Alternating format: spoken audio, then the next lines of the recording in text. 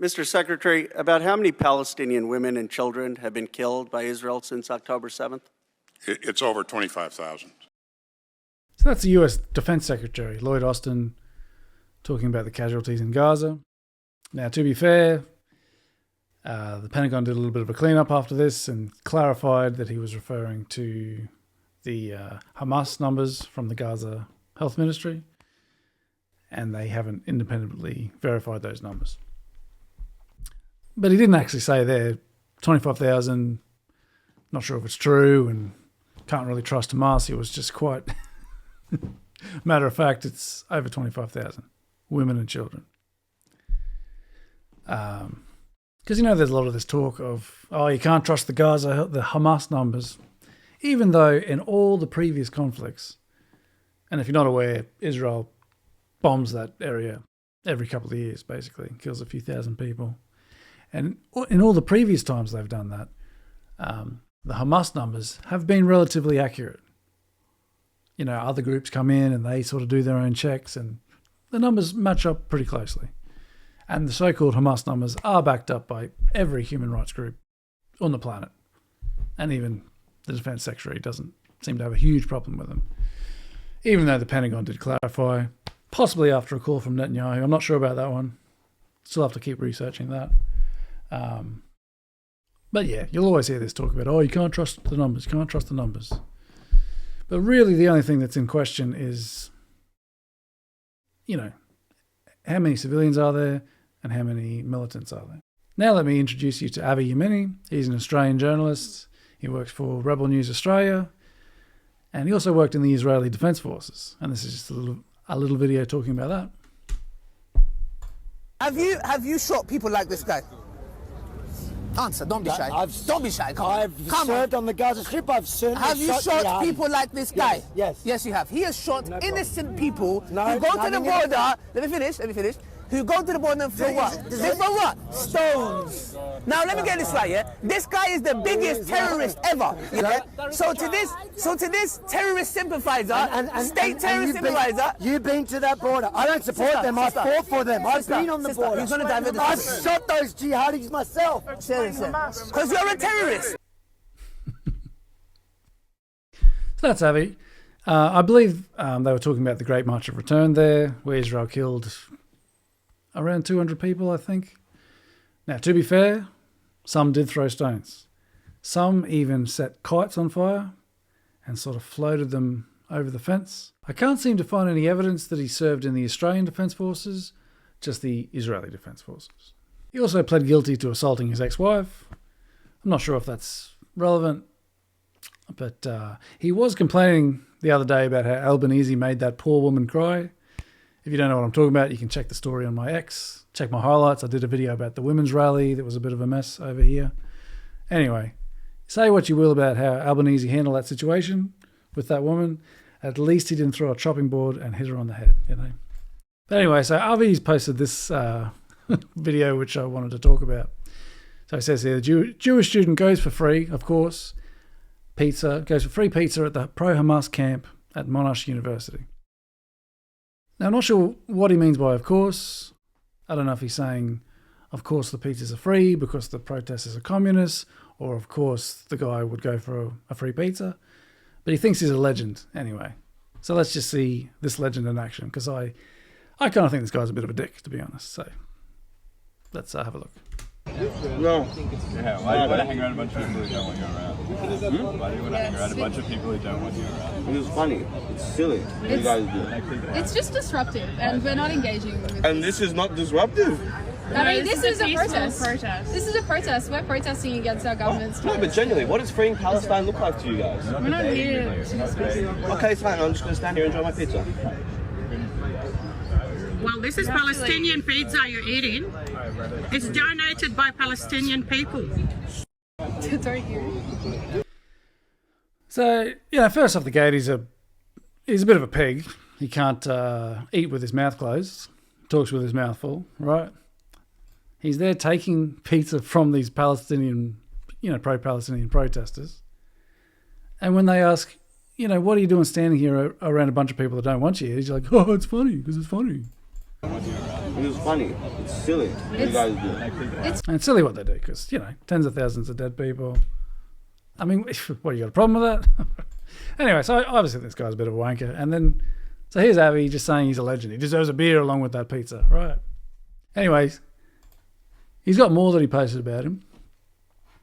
So now he says, I think we just found the real Australian of the Year. And look, I don't know the context of this. Obviously, this sort of thing went on for a while. And, I'll just play it. This is a peaceful demonstration, but we will not continue to be harassed. We will stand our ground. The security officers won't fucking do a thing. The police won't do a fucking thing. So we need to stand up for ourselves. And that's what we're doing right now. This man needs to leave immediately. And you people, every fucking time you dare to show your face, you Israeli-loving genocide supporters, we will be here, we will not leave, and we will stand our ground. You are supporting the most barbaric genocide we've seen in decades. 35,000 dead is nothing to see us. Free Palestine! Free Palestine! Free Palestine! Free Palestine! Free Palestine! Free Palestine! So there you go. I know the protesters probably don't come off too well in that exchange because there's this guy, he's just sitting there and they're sort of yelling at him and they're in his face with speakers and the megaphone and all that kind of stuff. But at the same time, he's come there to stir shit. He's there draped in the Israeli flag. He's got earplugs for some reason. And, they're sort of worked up. I understand not everyone's down with the protesters or whatever, but, they're passionate about a lot of people dying, and he's just there to take their pizza and sort of laugh about the whole thing. And surprise, surprise, they get kind of annoyed and they don't want him there. But anyway, Avi, of course, Avi Savi's name. He thinks he's the real Australian of the Year, just sitting there with some other country's flag on his back. That's the real Australian of the Year. Now, the actual real Australian of the Year, by the way, I looked it up. It's these two. They did research into melanomas, and apparently they're responsible for melanomas going from being fatal to a curable disease, at least in their advanced stage. Now they're working on brain cancer. So, we've got Australian of the Year, these two. But then Avi sees this shit stirrer, just sort of yucking it up and just sitting there with his Israeli flag and, really upsetting all the Palestinian protesters and making them freak out a little bit. That's the real Australian of the Year, according to Avi, right? And someone chimes in, Israel is the shield for Western civilization, and the future will approve this. And you might have seen this before. I think it's a ridiculous argument, right? That's what I said. Yeah, Hamas is about to take over Western civilization. Luckily, Israel have killed 25,000 women and children for us. And they respond, more like $25,000. Now, I'm assuming this is referring to a story that came out a while ago where Israel killed a baby. And there are a lot of people from the Israel side of things saying it was fake. Oh, that's a doll. And this is Palestinian propaganda. They have little dolls and say, oh, look what Israel did. And they're all lying because Israel, Israel would never kill a baby. They're the most moral army in the world, right? But, it turns out it was a real baby. And, all these people just saying it was a doll should probably be ashamed of themselves. But the Jerusalem Post even posted a story about it. Al Jazeera, I think a few different places posted it, but they say Al Jazeera post blurred doll claims it to be a dead Palestinian baby. Now, Al Jazeera blurred it because it's, it's a graphic photo of a dead baby. So they blurred it. But you can see it elsewhere. You see the real photo. And the tragic thing, about war and all this kind of stuff is that, I guess sorry, this is a little heavy, but, when a baby's killed, in some circumstances their skin goes a certain way and it kind of looks a bit like a doll. I didn't know this until Israel killed this baby and made up this story about the doll. So thanks, Israel, for educating me and now educating all you guys about dead baby stuff. But anyway, pretty ridiculous story. And the Jerusalem Post actually took it down. They deleted the article. That's why I've got the archive here. Yeah, and they just posted this thing saying, over the weekend, we shared an article based on faulty sourcing. The article in question did not meet our editorial standards and was thus removed. Blah, blah, blah, blah, blah. Don't even mention the details. So that's, I guess, where that's coming from. More like $25,000. That's why I just said, you're disgusting. 25,000 came from the US Defense Secretary. Are you referring to that scumbag who said that baby Israel killed was really a doll and got fired for being so wrong and inhuman? And they go, it's the Hamas health minister. US are with the side of Hamas. Of course they believe this nonsense. So I hadn't heard that one before. US is on the side of Hamas. Were you guys aware of this? It didn't really seem that way, but yeah, it turns out. The US are on the side of Hamas. So that's why I just said take down the US flag then in your name. They got the Israeli flag, then the American flag. You know, because I mean, if you think the United States is like a Hamas sympathizer in this conflict, you probably shouldn't have their flag there, right? But I do have to make a little correction though.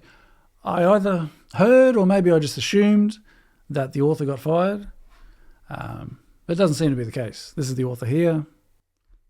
Still got the Jerusalem Post in the bio. And yeah, you can see here this is a recent article, so they're still employed. I guess I just assumed if you're like, you get caught doing a story about, oh, this baby Israel killed is actually, we didn't do that, that's just a doll and blah, blah, blah. I would have assumed that could have got you fired, but I guess not. So yeah, just had to correct the record on that one for the tweet. I guess I put more research into these videos than I do these tweets. But it's interesting here that you can see the Israel flag first, then the US flag second. It's quite common to see on Twitter. You see quite a lot of that. People that are Israel first, America second. Even Avi here, his name is Ozraeli. So he's sort of, even if his name, he's sort of 20% Australian, and the rest Israeli. And it's kind of the point of this video that Avi, this person, a few other people, it's quite clear that they are very loyal to Israel, possibly even more loyal to Israel than they are to Australia. Now, apparently that's controversial to say, even though I think it's kind of hard to deny. Which brings me on to the recent anti-Semitism bill that was passed in America, where they they accepted this definition, which is I mean, it's ridiculous. It's so broad. I won't go through it all, but just all these things, if you do any of this, you're an anti-Semite, okay? And like, I have to confess, I mean, I've popped one, or at least one, I'm not sure, in this video. So obviously I think this definition is ridiculous. Because anti-Semitism, you think it should be reserved for people who actually hate Jews and maybe want to kill them and some pretty extreme stuff, you know. Not just what I've basically just done. Where is it? Which one? Yeah, accusing Jewish citizens of being more loyal to Israel or to the alleged priorities of Jews worldwide than to the interests of their own nations. We've got Ozraeli here, who thinks the guy with the Israel flag, who's doing nothing but stir up people who are opposed to Israel, is the real Australian of the Year, more than the melanoma, brain cancer people. Yeah, this person chiming in with the Israel flag first, sorry. So, look, I think a case can be made that they're more loyal to Israel than they are to their home countries. Maybe I'm wrong, maybe that's kind of offensive, but to officially label that as anti-Semitic is just ridiculous. And that's just one aspect of it, you know.